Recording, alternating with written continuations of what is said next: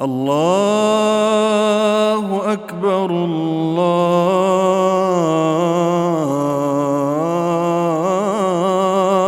أكبر. إن الحمد لله نحمده ونستعينه ونستهديه ونعوذ بالله من شرور أنفسنا ومن سيئات أعمالنا، من يهده الله فلا مضل له ومن يضلل فلا هادي له. أشهد أن لا إله إلا الله وحده لا شريك له، وأشهد أن محمدًا عبده ورسوله. بلغ الرسالة وأدى الأمانة ونصح الأمة وجاهد في الله حق جهاده حتى أتاه اليقين من ربه. وعلى أصحابه وأتباعه وكل من اهتدى بهديه واستنى بسنته واقتفى آثاره إلى يوم الدين. أما بعد، فإن خير الحديث كتاب الله، وخير الهدى هدى محمد صلى الله عليه وسلم، وشر الأمور محدثاتها. وأوصيكم ونفسي بتقوى الله تعالى وطاعته. يا أيها الناس اتقوا ربكم الذي خلقكم من نفس واحدة وخلق منها زوجها وبث منهما رجالا كثيرا ونساء، واتقوا الله الذي تساءلون به والأرحام إن الله كان عليكم رقيبا. أيها المؤمنون، عظم الله تعالى أمر الحقوق وعظم أمر الظلم وحذر منه، وجعله محرما على نفسه، وجعله محرما بين العباد.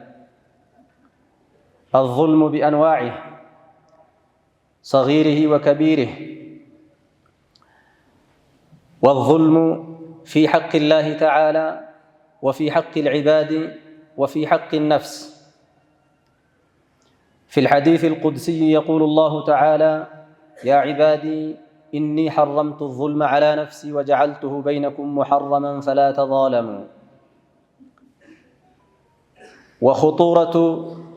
وخطورة الظلم تزداد وتتضاعف عاقبته السوء إذا جوهر به أو تمالأ به الناس أو استهانوا به.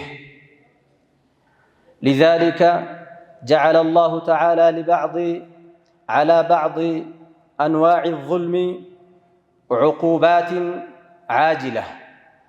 فقد ثبت عن النبي صلى الله عليه وسلم في أحاديث كثيرة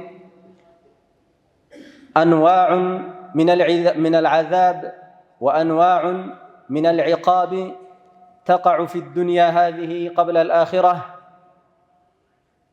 على بعض أنواع الظلم. فعن ابن عمر رضي الله تعالى عنهما قال: أقبل علينا رسول الله صلى الله عليه وسلم فقال: يا معشر المهاجرين، 5 إذا أدركتموهن أو إذا وقعن بينكم وأعوذ بالله أن تدركوهن. قال: لم تظهر الفاحشة في قوم قط حتى يعلنوا بها، إلا فشى فيهم الطاعون والأوجاع التي لم تكن في أسلافهم الذين مضوا، ولم ينقصوا المكيال والميزان إلا أخذوا بالسنين وشدة المؤونة وجور السلطان عليهم، ولم يمنعوا زكاة أموالهم إلا منعوا القطر من السماء، ولولا البهائم لم يمطروا، ولم ينقضوا عهد الله وعهد رسوله إلا سلط الله عليهم عدوا من غيرهم فأخذوا بعض ما في أيديهم، وما لم تحكم أئمتهم بكتاب الله ويتخيروا مما أنزل الله إلا جعل الله بأسهم بينهم. هذا الحديث حسن. وكذلك مما عقابه عاجل الظلم في حقوق الوالدين، فالعقوق أيضا وقطيعة الرحم من أسرع الذنوب عقابا. فلذلك عباد الله ينبغي علينا معاشر المسلمين أن نحذر الظلم، وأن نحذر من إظهار الفواحش، سواء كان بعملها أو بالحديث عنها أو بالسكوت عليها. وكذلك ترك الأمر بالمعروف والنهي عن المنكر. فالذين منعوا الزكاة فئام من الناس لا كلهم، ولكن الله تعالى جعل عليه عقابا عاما أن منع المطر، وهذا عقاب شمل الظالم وغيره. وكذلك إظهار الفاحشة، فإن الناس كلهم لا يجرؤون أن يظاهروا بالفواحش، ولكن إذا أظهر الفسقة الفواحش وسكت الناس عليهم، أو غلب أهل الفسق أهل العدل، كان العقاب عاما. وكذلك نقض العهود، نقض عهد الله وعهود الله تعالى كل ما في كتابه، وعهد رسول الله صلى الله عليه وسلم كل ما ثبت في أحاديثه من سننه. فإذا نقض الناس هذه العهود فإن الله سبحانه وتعالى يأتي بعقاب عام، هو أن عدوا خارجيا يسلط عليهم جميعا فيأخذ بعض ما في أيديهم كما في الحديث، وربما أفناهم عن بكرة أبيهم، وهذا معروف في التاريخ. وكذلك ترك الحكم بكتاب الله تعالى، ترك الحكم بكتاب الله تعالى وعدم اتباع سنة النبي صلى الله عليه وسلم، وهذه عاقبتها سيئة جدا. فإن الله تعالى جعل على هذه عقابا من أشد العقاب، وهو الفتنة، والفتنة أشد من الكفر. قال: وما لم يحكم أئمتهم أو تحكم أئمتهم بكتاب الله ويتخيروا مما أنزل الله. إذا تخير الناس مما أنزل الله يعملون بما وافق هواهم من الكتاب والسنة، ويتركون ما عدا ذلك، ويتأولون آيات الله تعالى وسنن النبي صلى الله عليه وسلم على هواهم وعلى ما يوافق مذهبهم ومنهجهم وفساد قلوبهم. هذا التخير مما أنزل الله تعالى عليه عقاب عام، وهو أن الله تعالى يجعل بأسهم بينهم، فيكونون أشداء على بعضهم ضعفاء أمام أعدائهم. وهذه أعظم مصيبة في أمة الإسلام. لذلك سأل الله تعالى النبي صلى الله عليه وسلم أن يرفع هذه الخصلة من أمته، إلا أن الله تعالى كان أمره مقضيا. عباد الله، اتقوا الله تعالى وأطيعوه والتزموا صراطه المستقيم، واستقيموا على نهج نبيه القويم. أقول ما تسمعون وأستغفر الله لي ولكم ولسائر المسلمين من كل ذنب فاستغفروه. الله أكبر، الله أكبر، الله أكبر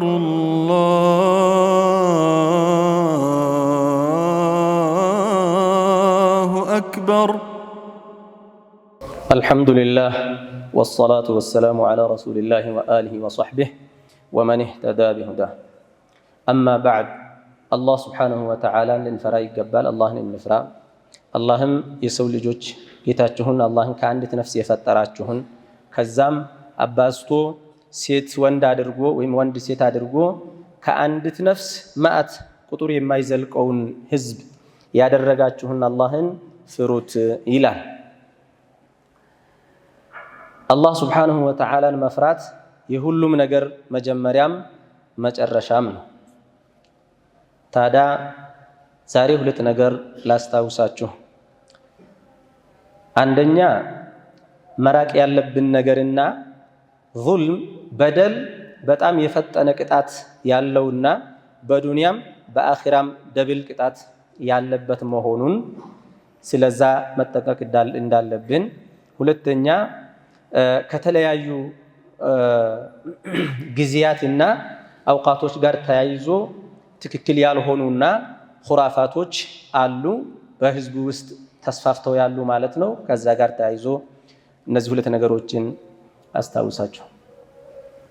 መልእክተኛው ሰለዋቱላሂ ወሰላሙሁ ዐለይሂ በብዙ ሐዲሳቸው ውስጥ ቅጣታቸው የፈጠነ በዚሁ ዱንያ አላህ ቅጣት የሚያመጣባቸው የሆኑ ወንጀሎችን የተወሰኑትን ዘርዝረው አስቀምጠዋል። ይሄ በቁርአኑም የተነገረ ነገር ነው። በቁርአኑም አላህ ስብሓነሁ ወተዓላ ظهر الفساد في البر والبحر بما كسبت أيدي الناس ሰዎች በሚያጠፉት ጥፋት ነው ችግሮች የሚከሰቱት ችግሮች የሚመጡት ይላልና በጣም ብዙ የቁርአን አንቀጾች አሉ፣ ብዙ ንሱሶች አሉ።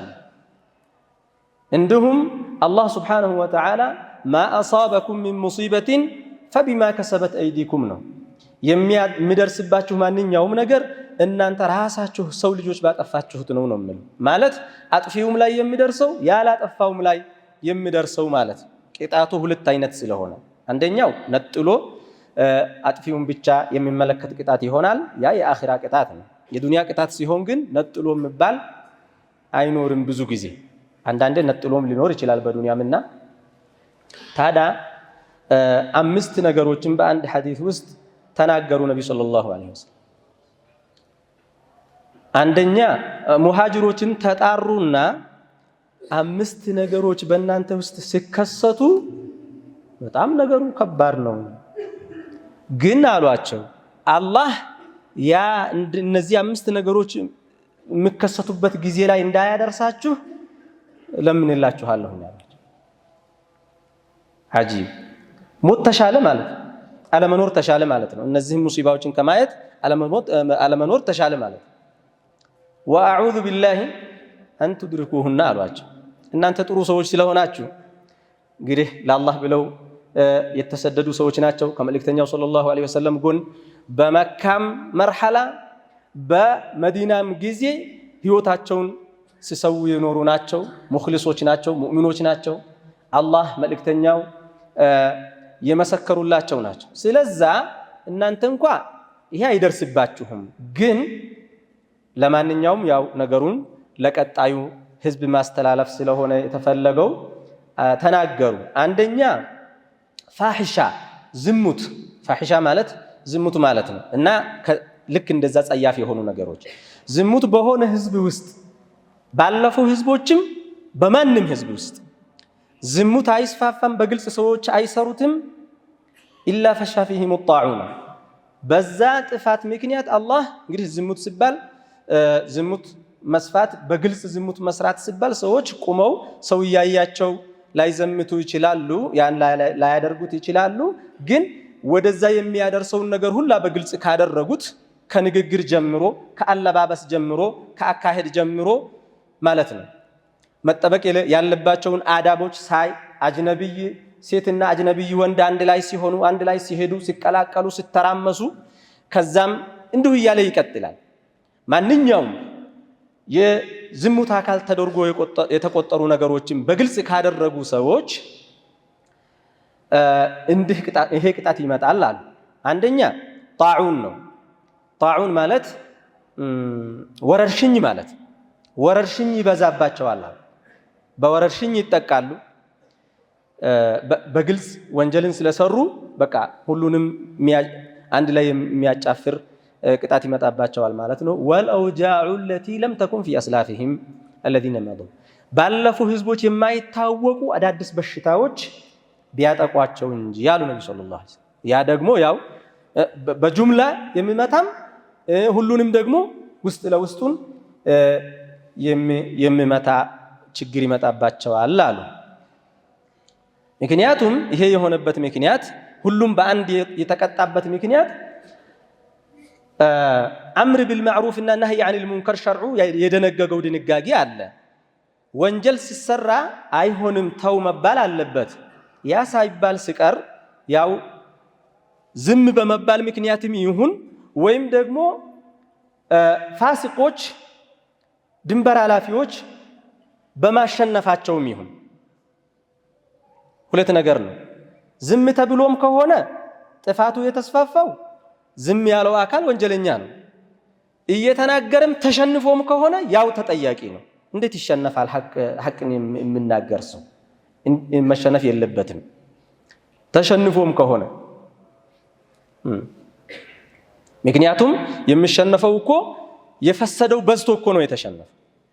የሰነፈው ጉልበት ኑሮት እኮ ነው የተሸነፈ። ስለዛ እንዲሁም ሚዛን የሚያጓድሉ ከሆነ ያ አኽላቅን ያበላሸ የአላህን ሱብሓነሁ ወተዓላ ድንበር የጣሰ ነው። ይሄንኛው ደግሞ ሌላ አኽላቁ ተበላሽቶ በራሱ ሰዎቹ አኽላቃቸው ተበላሽቶ መልሰው እርስ በርስ ባላቸው ተዓሙል ውስጥ ሚዛንን የሚያጓድሉ ከሆነ ስፍርን የሚያጓድሉ ከሆነ በዚህም አንዱ የሌላውን ሐቅ በባጥል የሚበላ ከሆነ አላህ ሱብሓነሁ ወተዓላ ሶስት ቅጣት ያመጣባቸዋል ማለት ነው። አንደኛ ኢላ ኡኺዙ ቢስኒን ነው። ስኒን ማለት የድርቅ ዓመታቶች ማለት ነው፣ ወይም የሰብል እጥረት ማለት ወሽደቱል መኡና የኑሮ ውድነት እንዲሁም ደግሞ ወጀውሪ ሱልጣኒ ዐለይሂ የሚመራው ሰው ደግሞ ይሰለጥባቸዋል፣ ይበድላቸዋል እነሱ ምክንያቱም ከደንበኛውን እየበደለ ነው። አሁን ይህን በደል ለመቅረፍ ደንበኛው አቅም የለውም። እሱን ደግሞ መበደል የሚችለውን ስልጣን ያለውን አካል አላህ ይሰልጥበታል፣ ይዘልመዋል ማለት ነው። የሰራትን አምጣ ገቢ አድርግ ይለዋል፣ ከፈለገ ያስረዋል። እንዴት ሰርቼ ልኑር? መሰርተን መኖር እኮ አልቻልንም እስክል ያደርሰዋል ማለት ነው የቅጣቱ። ሌላው ሰዎች ዘካን የሚከለክሉ ከሆነ ይሄ ደግሞ መሰጠት ያለበትን ነገር ባለመስጠታቸው ነው። አሁን ከሰማይ አንዳች ጠብታ እንኳ ይጠፋል። አብዛኛው ዓም ቅጣት ከዝናብ ጋር ነው የሚያያዘው። ምክንያቱም ወፊ ሰማይ ሪዝቁኩም ነው። ዝናቡ ሲዘንብ ርዝቅ ይኖራል፣ ሰው የተሻለ ኑሮ ይደላደላል። እሱ ከሌለ ግን ሁሉም ነገር ይበላሻል። ኢላ ሙኒዑል ቀጥራ ሚነ ሰማይ እንዳውም አሉ ነቢ ሰለላሁ ዐለይሂ ወሰለም ዘካውን አስተካክለው ካልሰጡ ከዚህ ጥፋት ካልተመለሱ ጭራሹን አይዘንብላቸውም ነበር አሉ። አላህ ለእንስሳት ብሎ ያዘንባል እንጂ። ምክንያቱም እንስሳት አሉ፣ ህፃናት አሉ፣ ደካማዎች አሉ። ለነሱ ስል ነው የሚያዘንበው ሲጀመር አሉ እንጂ ጭራሹን ሰው ተርቦ እንዲያልቅ ይተወው ነበር እስከ ማለት ተናገሩ ነቢ ሰለላሁ ዐለይሂ ወሰለም። አምስተኛው ነገር ደግሞ ሸርዑን በትክክል መያዝና አለመያዝ ጋር ያለ ነው። መሪዎቻቸው ቁርአንን ትተው በሌላ የሚመሯቸው ከሆነ በሸርዑ ሳይሆን በሌላ ነገር ከተመሩ እንዲሁም ሸርዑን ሲተገብሩ እየመረጡ ከሆነ የሚሰሩት አሉ ወየተኸየሩ ሚማ አንዘለላህ አላህ ያወረደውን ለነሱ የገጠመላቸውን ጥሩ ነው ብሎ በነሻጣ ይሰሩታል። ያልተመቻቸውን ደግሞ ወይም ጭራሹኑ ይተውታል ችላ ብለው ወይም ሌላ ተፍሲር ይሰጡትና ታዊል ያደርጉታል። ወኢላ አኺሪ የተለያየ ምክንያቶችንና ማመለጫዎችን ሒላዎችን እየፈጠሩ እየመረጡ ሸርዑን የሚተገብሩ ከሆነ ብዙ ሱራ አለው ይሄ ዑለማዎች እንደሚሉት እየመረጡ መተግበር ማለት አንዳንዴም እከሌ ሲሆን ጥፋቱን ያጠፋው ጥፋት ተብሎ የሚወገዝ ከሆነና ሌላው ሲሆን ደግሞ የሚያጠፋው ዝም የሚባል ከሆነ ይሄ ራሱ የተኸየሩነ ሚማ አንዘለላህ ማለት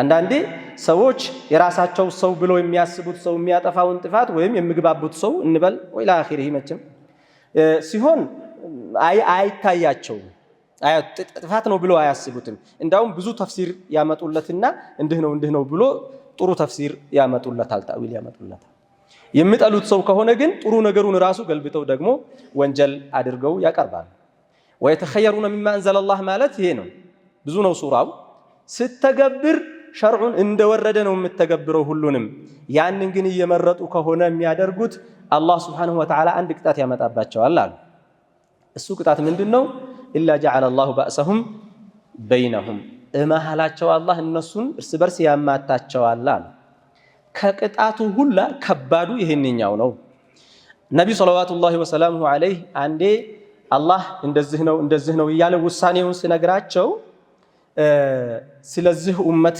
ማለት ነው ያንተን ኡመት እንዳለፉ ህዝቦች ባንዴ ሁሉንም አንድ ሰው ሳይቀር ጥፍት አድርጌ አላጠፋ ምንም እንኳን ወንጀል ቢሰሩ አላቸው እንዲህ እየተባለ ሐላፍትና ዋስትና ነብዩ ሰለላሁ ዐለይሂ ወሰለም ለዚህ ኡማ ዋስትና ናቸውና ዋስትና እየሰጣቸው ማንም ጠላትም ከውጭ አያሸንፋቸውም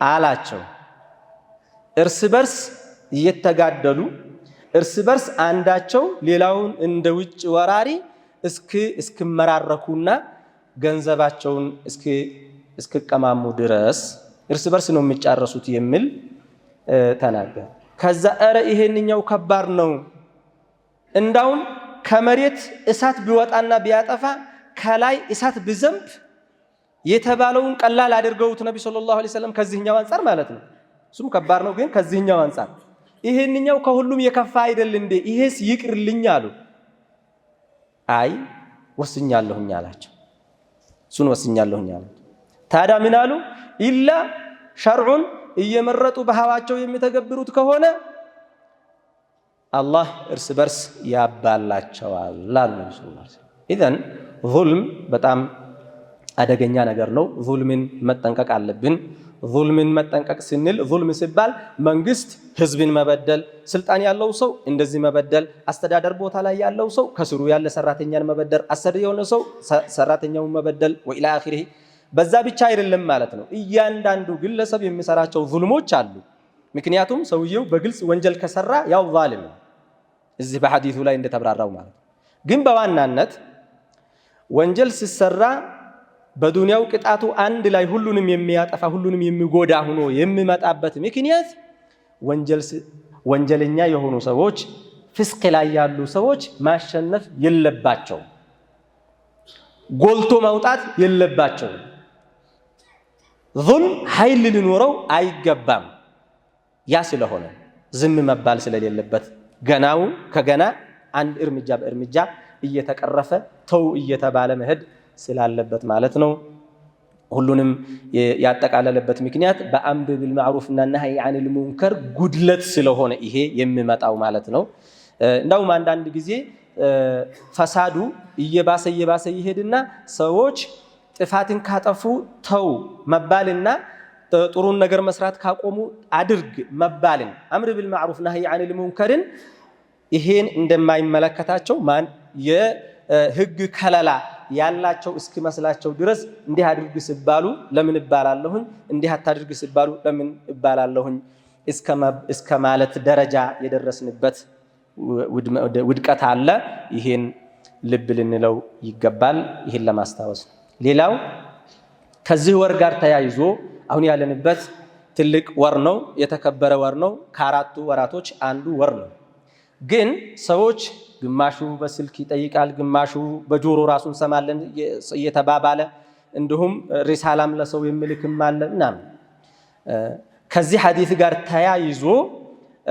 በጣም ቅጥፈት የሆኑ ከባባድ ውሸት የሆኑ እንደ ሐዲስ ተደርገው የሚሰራጩ ነገሮች አሉ። ከዛ ውስጥ ለምሳሌ ይሄ ወር ረጀብ የአላህ ወር ነው፣ ሻዕባን ቀጣዩ ወር ደግሞ የኔ ወር ነው፣ ረመዳን ደግሞ የኡመቴ ወር ነው ብለዋል ነቢ ሰለላሁ ዐለይሂ ወሰለም እየተባለ እየተወራ ነው። መልእክተኛው ሰለላሁ ዐለይሂ ወሰለም ይሄን አላሉ። መልእክተኛው ላይ መዋሸት አንዱ ዙልም ነው፣ እንዳውም ከባዱ ዙልም። ሰውየው በግልም ቢዋሸው ከባድ ዙልም ነው። መልእክተኛው ላይ ደግሞ እንዳው በዚህ መልክ ተስፋፍቶ እንደ ትክክለኛ ነገር ሰዎች በግልጽ በቃ መሽሁር ሆኖ ታዋቂ ሐዲስ ሆኖ እስከሰራጭ ድረስ የሚያደርጉት ከሆነ አስቡት ምን ያክል ዙልም እንደሆነ ምን ያክል ጥፋት እንደሚሆን ማለት ነው። አላሉም ነብዩ ሰለላሁ ዐለይሂ ወሰለም እንደዚህ። ይሄ ወር የተከበረ ነው። አዎ ግን በዚህ ወር ይሄ ፈድል አለው፣ አንድ ቀን የጦመ እንደዚህ ያገኛል፣ እንደዚህ ያለ እንዲህ ይሆናል አንድም አላሉም። ይሄ ነብዩ ሰለላሁ ዐለይሂ ወሰለም ስለ ረጀብ ፈድል ረጀብን አስመልክቶ አንዳች እንኳ ሶሒህ የሆነ ሐዲስ የለም። ብዙ ሐዲሶች አሉ፣ ሁሉም መልእክተኛው ላይ የተቀጠፈ የተዋሸ ሐዲስ። ይሄ ማለት እንደ ቃዒዳ የምትይዙት ስለ ረጀብ ፈድል ያለበትን አንድ ሐዲስ ሰውየው ቢነግራችሁ ተው ይሄ ውሸት ነው የምትሉት ማለት ነው። ይሄን ሑፋዙል ኢስላም እንደነ ነወዊ እንደነ ኢብኑ ሐጀር አልሐፊዝ እና ከሳቸውም በፊት የነበሩት ዑለማዎች ሁሉንም በዚህ ጉዳይ የመጡ ሐዲሶችን አጣርተው አይተው ሁሉም በመልእክተኛው ላይ የተዋሸ መሆኑን ስላረጋገጡ ማለት። ስለዛ ልብ ልንልን ይገባል። መልእክተኛው እንዲህ አሉ አላህ እንዲህ አለ አይባልም። ከመሬት ተንስቶ አላህ አለ የሚባለው ያለውን ነው፣ ክታቡ ላይ ያለውን። መልእክተኛው እንዲህ አሉ የሚባለው ሷሂህ ሆኖ የተገኘውን ነው። ዝም ብሎ አሉ አይባልም ማለት ነው። በዚህ ረጀብ ውስጥ ዑምራ ያደረገ ሰው እንደዚህ ነው እንዲህ ብሎ እንዲህ ያለ እንደዚህ ያ አላህ ምን የማይባል አለ ማአት ነገር ማለት ነው። በሚዲያ እየወጣችሁ የምትዋሹ ሰዎችም መልእክተኛው ላይ አትቅጠፉ፣ ተው፣ አላህን እንፍራ። እንዲሁም ደግሞ የምትቀባበሉ ሰዎችም ይሄው ተናግረናል። በዚህ ጉዳይ ያሉ ሐዲሶች በአጠቃላይ ውሸት በመሆናቸው አንዱንም መቀበል የለባችሁም፣ ለሰውም መላክም የለባችሁም። ሰውም ከነገራችሁ ወይም ከላከላችሁ አይ ይሄ እኮ ውሸት ነው አይሆንም እሳቸው አላሉም ብሎ መመለስ ይኖርብናል ማለት ነው። እንግዲህ ከማይ ይልሉ ነገሮች ዝም ብሎ ፈጠራ የሆኑ ነገሮችን ዝም ብሎ እንደ መሐይም ማስተናገድ የለበትም ሙስሊም የሆነ ሰውና هذا وصلوا وسلموا على من أمرتم بالصلاة والسلام عليه إن الله وملائكته يصلون على النبي يا أيها الذين آمنوا صلوا عليه وسلموا تسليما اللهم صل وسلم وبارك على محمد وعلى آل محمد وأزواجه وذرياته كما صليت وباركت على إبراهيم وعلى آل إبراهيم في العالمين إنك حميد مجيد وارض اللهم عن أبي بكر وعمر وعثمان وعلي وعن الصحابة أجمعين وعنا معهم برحمتك يا أرحم الراحمين اللهم أعز الإسلام والمسلمين اللهم انصر الإسلام والمسلمين اللهم انصرنا وانصر ديننا يا رب العالمين اللهم اهدنا سبل السلام واختم لنا على دين الإسلام ربنا لا تزغ قلوبنا بعد إذ هديتنا وهب لنا من لدنك رحمة إنك أنت الوهاب اللهم ألف بين قلوبنا وأصلح ذات بيننا واجمع كلمتنا على الحق يا رب العالمين وخذ بنواصينا إليك برحمتك يا أرحم الراحمين اللهم اهدنا وسددنا وعافنا واعف عنا برحمتك يا أرحم الراحمين اللهم اغفر للمسلمين والمسلمات والمؤمنين والمؤمنات الأحياء منهم والأموات إنك سميع قريب مجيب الدعوات يا رب العالمين ربنا آتنا في الدنيا حسنة وفي الآخرة حسنة وقنا عذاب النار الله أكبر